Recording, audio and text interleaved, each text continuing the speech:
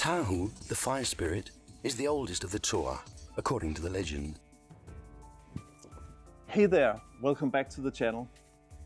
It's exactly 1 year ago that this amazing product was launched, and we will use this opportunity to relaunch the channel, and we'll call it the Quest for Future Creativity. And it will be a dedicated LEGO Bionicle channel. And how do you celebrate that?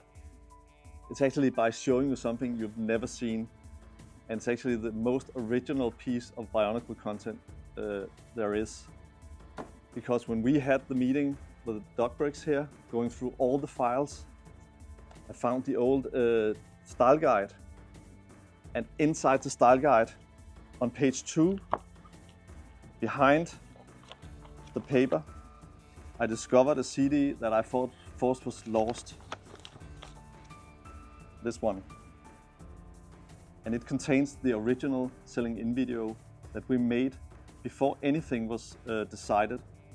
It was a pile full of concepts that we tried to put into line and narrate so you could get a good story feeling. And this became a video that was sent out, and it made all the difference because everybody suddenly understood that this was a story universe like nobody had ever seen before. So let's look at it and go back to 1999 when Bionicle was nothing but a sketch in a style guide. Let's see it.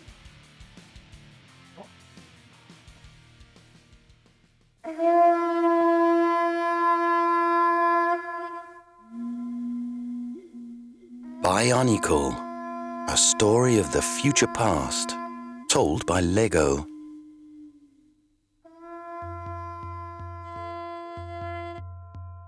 Imagine an endless ocean of blue water and a strange-looking canister drifting around. That's the start of the Bionicle story. The canister, which seems to have been lying in the water for quite some time, gets washed ashore. The waves gently move the canister around until it settles on the beach. After a while, the lid glides open and out roll all kinds of different technical parts, not all that easy to identify.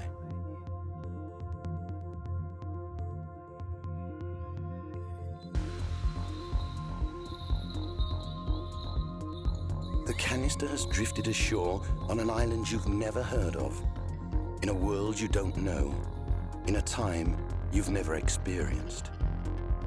But wherever it is, it bears a striking resemblance to the South Sea Islands.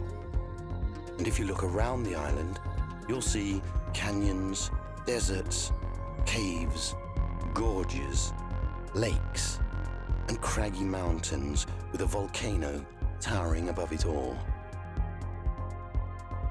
On the island, you'll also find the following 6 heroes, each with its own legend. In the legends, they are called the Toa.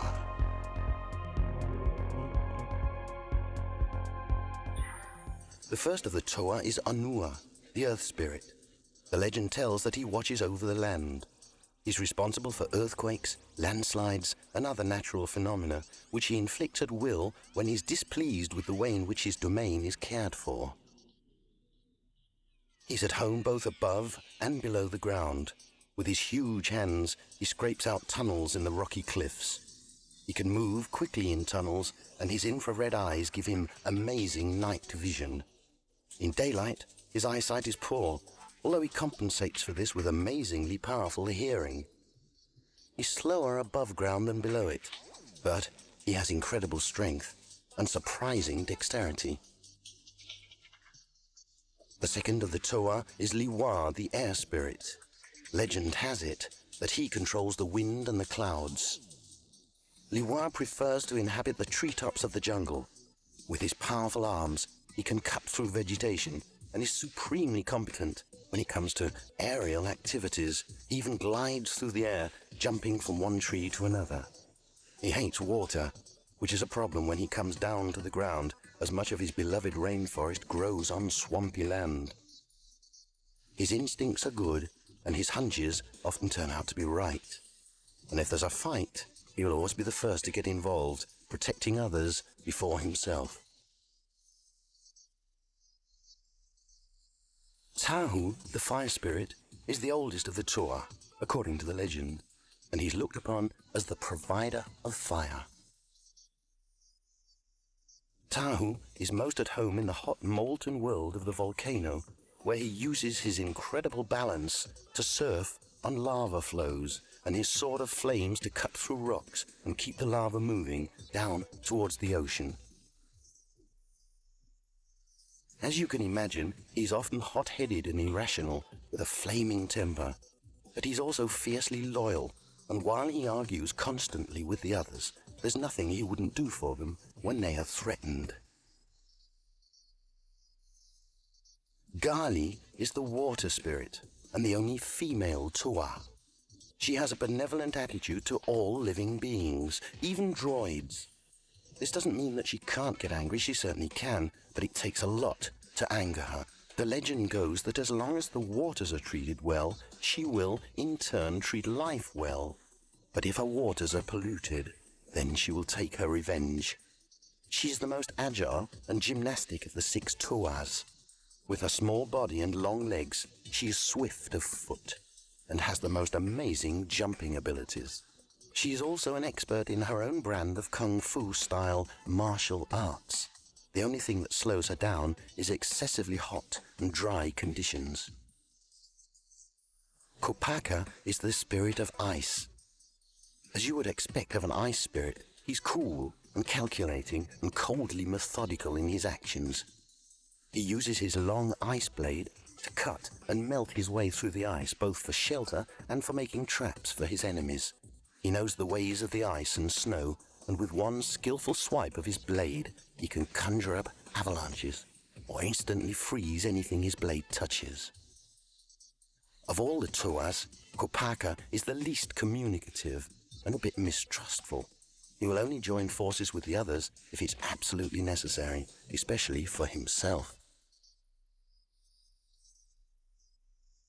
Pohatu is a stone spirit. He's slow, but basically friendly, and you can always depend on him. He's not good at snap decisions, but when he decides on a course of action, he sticks with it till the very end. Pohatu prefers the lower slopes, moving slowly but sure-footedly among the rocks and boulders at the base of the great mountain.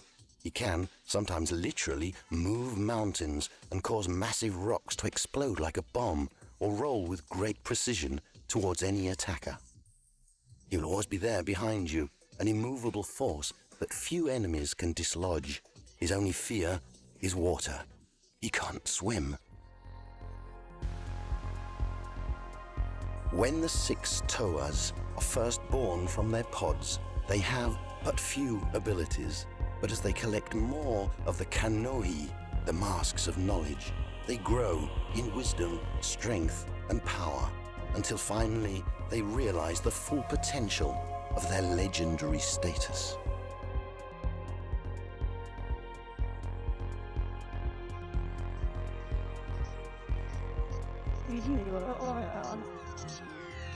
The canister you saw in the beginning of our story contains not only LEGO Technic parts.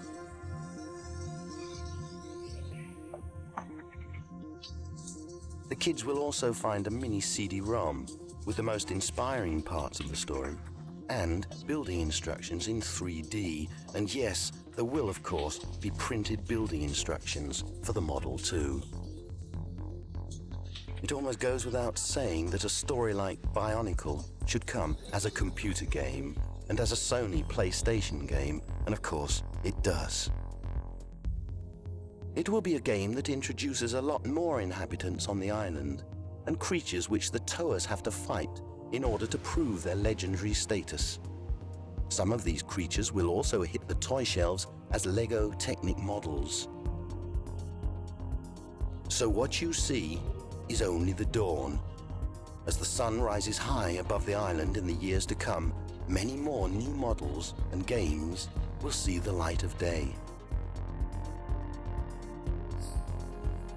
A lot of our story develops and takes place on the internet. Our campaign will actually start here, even before the models reach the shops. Which means that teasing plays a big part in the introduction, not only on the internet, but also in other media like TV, radio, and posters. It's a new angle for LEGO Technic to introduce new models with a story as the engine for both the products and the marketing.